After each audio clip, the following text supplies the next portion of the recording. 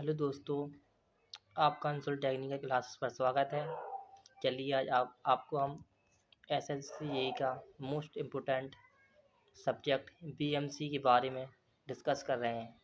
और ये आपको पता होगा कि यह जो बीएमसी है इसका वेटेज एसएससी जेई में सबसे ज़्यादा मैक्सिमम होता है, जो जिसके मार्क्स 10 नंबर में जहाँ तक पूछा जाता है।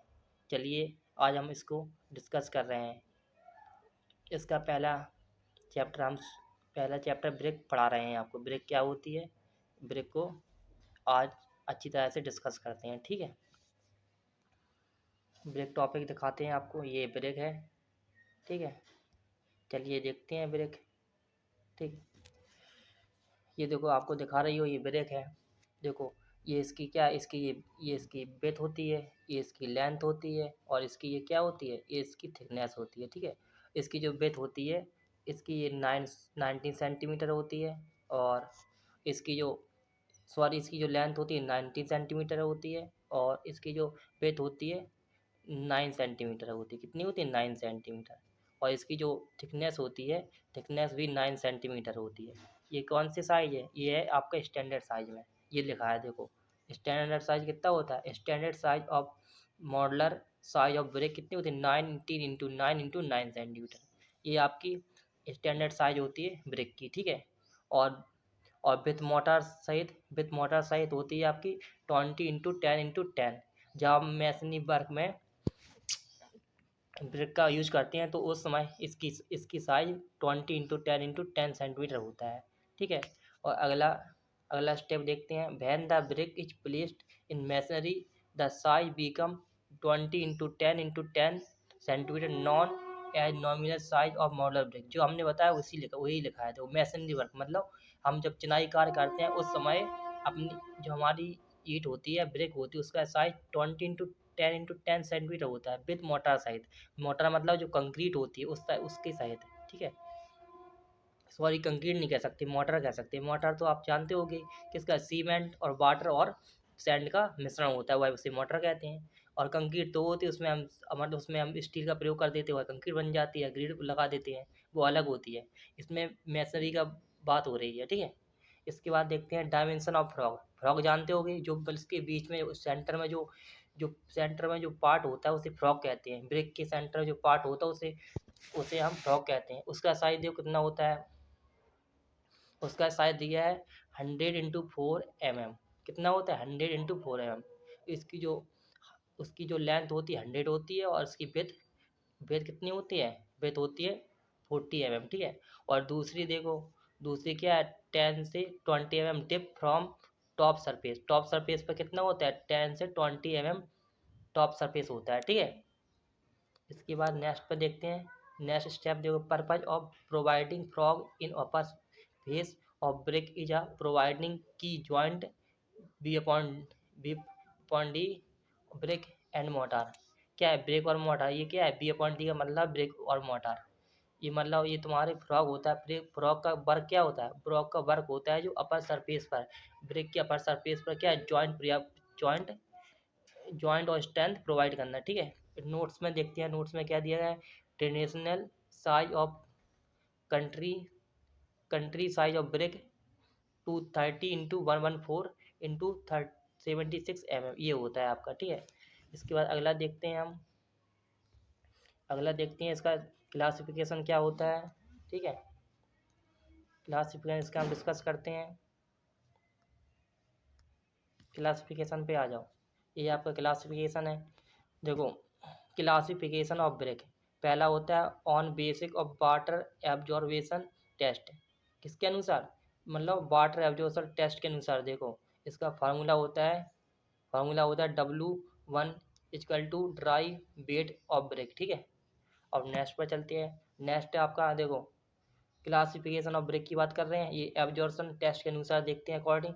तो पहला होता है हमारा क्लास फर्स्ट ब्रेक। ठीक है, इसकी डेफिनेशन पढ़ते हैं। The water absorption of first class brick should not more than 20% dry wait.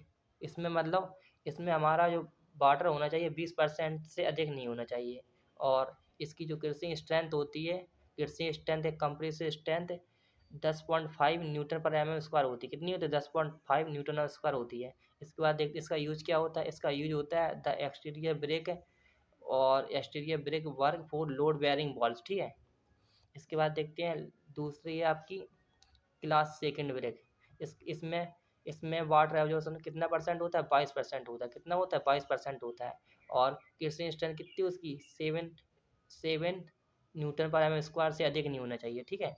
और इसका यूज क्या होता है? यूज देख लो interior brick work load bearing wall. ठीक, इसका ये कार्य होता है। अब नेक्स्ट देखते हैं हम।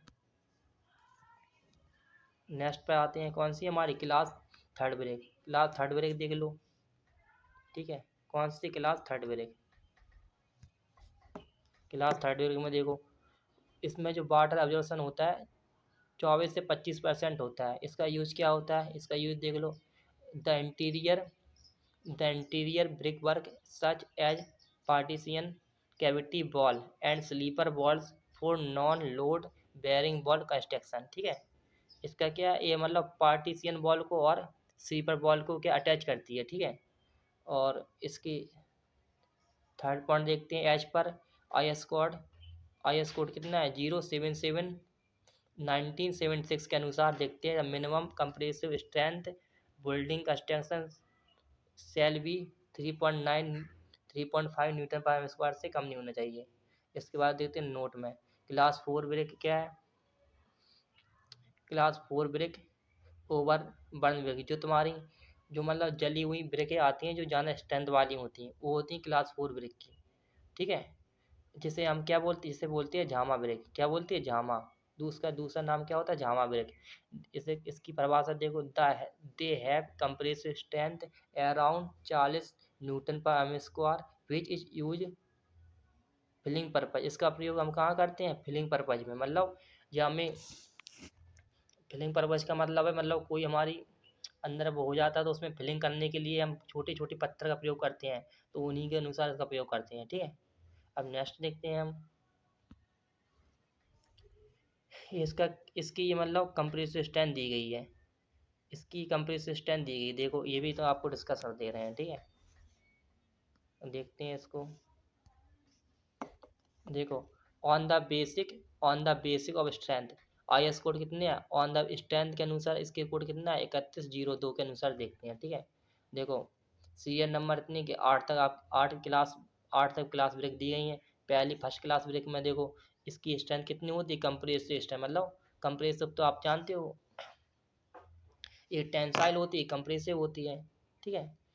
इसकी होती है फर्स्ट क्लास ब्रेक की कंप्रेसिव स्ट्रेंथ होती है 44। ठीक है। कितनी होती है? 44। और टॉलरेंस इन डायमेंशन कितनी होती है? Plus minus 3%। और वाटर ऑब्जेक्शन इसका 5% होना चाहिए। कितना होना चाहिए? जो फर्स्ट क्लास ब्रेक होती हैं जिसका प्रयोग हम चिनाई कार में करते हैं और ये प्रथम श्रेणी की ईंटें होती हैं।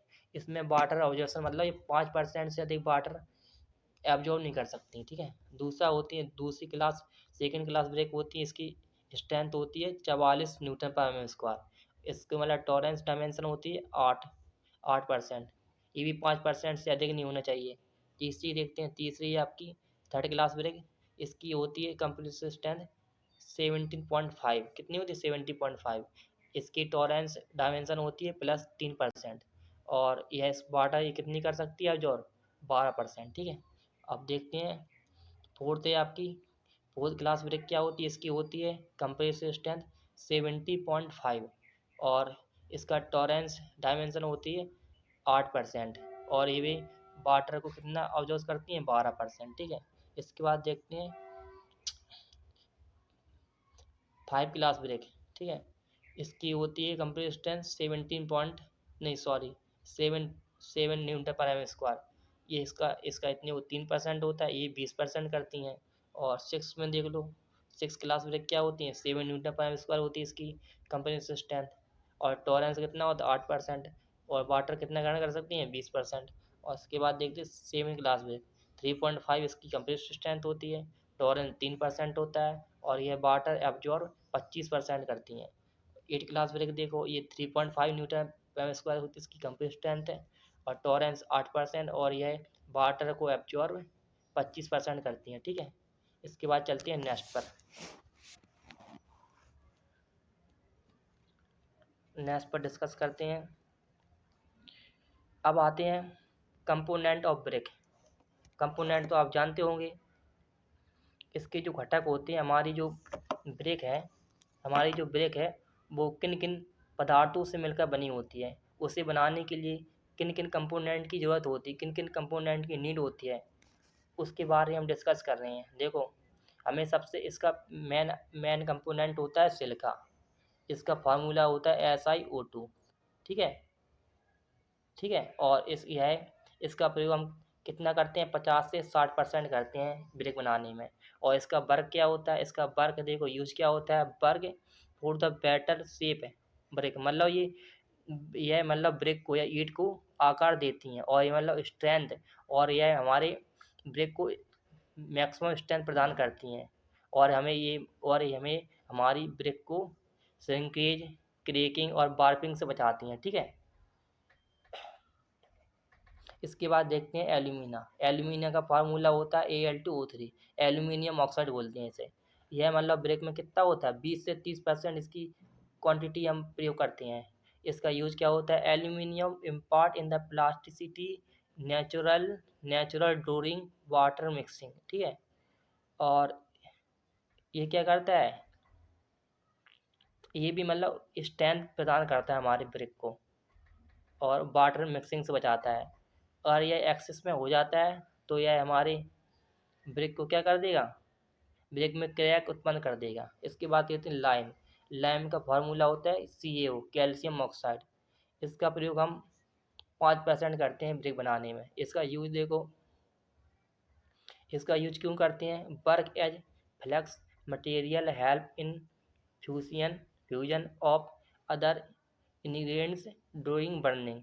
ठीक है, लाइम भी क्या स्ट्रेंथ प्रदान करता है, और हमारी ब्रेक को शेप एंड साइज भी ग्रहण करता है। इसके बाद देखते हैं आयरन ऑक्साइड। आयरन ऑक्साइड का प्रयोग कहाँ करते हैं, आयरन ऑक्साइड का प्रयोग हम ब्रेक में 5 से 6% करते हैं। इसका मेन कार्य होता है ब्रेक को कलर प्रदान करना। क्या करना, ब्रेक को कलर प्रदान करना है। जो ब्रेक होती है हमारी कैसी होती है, रेड होना चाहिए। जो फर्स्ट क्लास ब्रेक होती है उनका कलर रेड होना चाहिए। ठीक है, वो हमारे इंजीनियर पर्पज के अनुसार। ठीक है, इसके बाद देखते हैं, इसके बाद नेक्स्ट कंपोनेंट है हमारा मैग्नीशिया। मैग्नीशिया होता है MgO, मैग्नीशियम ऑक्साइड। इसकी परसेंट 1% से अधिक होना चाहिए, या 1% से कम नहीं होना चाहिए इसका प्रयोग। देखो, ये भी क्या करता है, ये भी हमारे ब्रेक को कलर प्रदान करता है। ठीक है, और मैग्नीशियम ऑक्साइड में 3 कंपोनेंट आते हैं। एक तो आता है सल्फर कंटेंट, एक आता है नाइट्रोजीनियस कंटेंट, तीसरा आता है सोडियम कंटेंट। इसके बाद नेक्स्ट देखते हैं।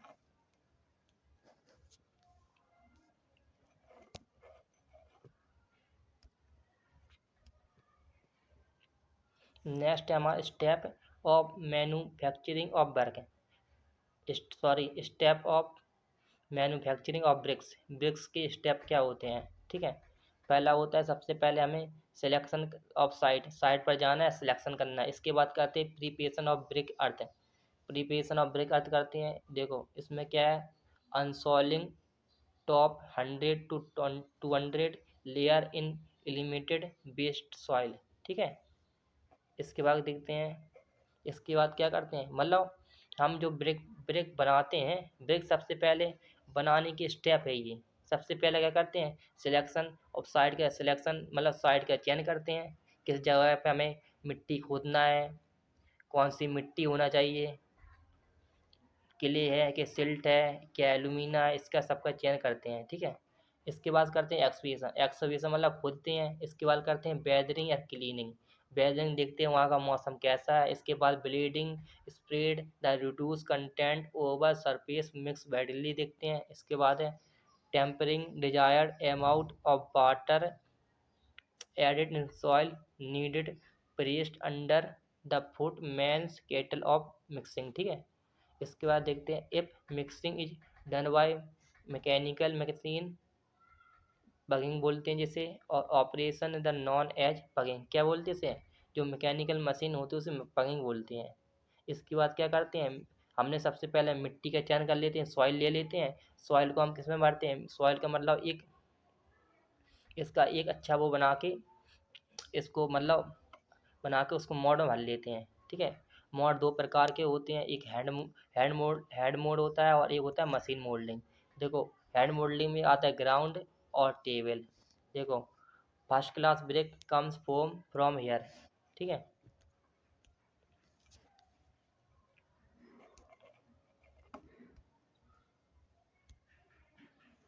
अब ड्राइंग बताते हैं। ड्राइंग दो प्रकार की होती हैं, एक नेचुरल होती है, एक आर्टिफिशियल होती है। नेचुरल हम करते हैं 10 से 12 दिन में, मतलब ब्रिक को सुखाते हैं। आर्टिफिशियल में हम ब्रिक को हॉट फ्लोर द्वारा और हॉट टनल द्वारा कर सकते हैं।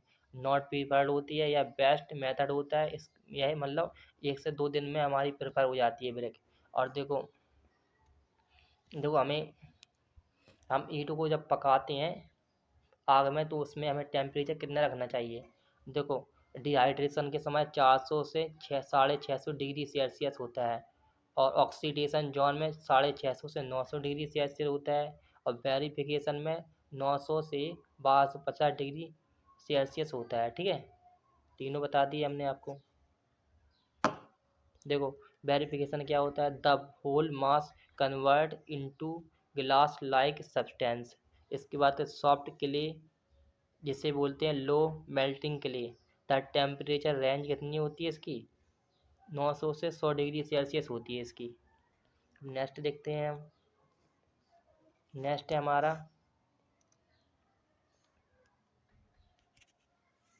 नेक्स्ट ये लिखा है, देखो, four head melting clay, the temperature range is 1100 से 1250 डिग्री सेल्सियस होती है। कौन से किले के लिए, मेल्टिंग किले के लिए। टेम्परेचर कितना होना चाहिए, 1100 से 1250 डिग्री होना चाहिए। ठीक है, इसके बाद देखते हैं क्लैंप एंड क्लिन क्या होती है। Clamp is a preferred rural area rural area और rural area kiln because the less initial cost. Rural area हमारी कास्ट कैसी हो जाती है, कम हो जाती है। ठीक है, आज हम अपना सेशन यहीं समाप्त करते हैं। कल अपने सेशन को आगे मूव करते हैं। ठीक साथियों, जय हिंद।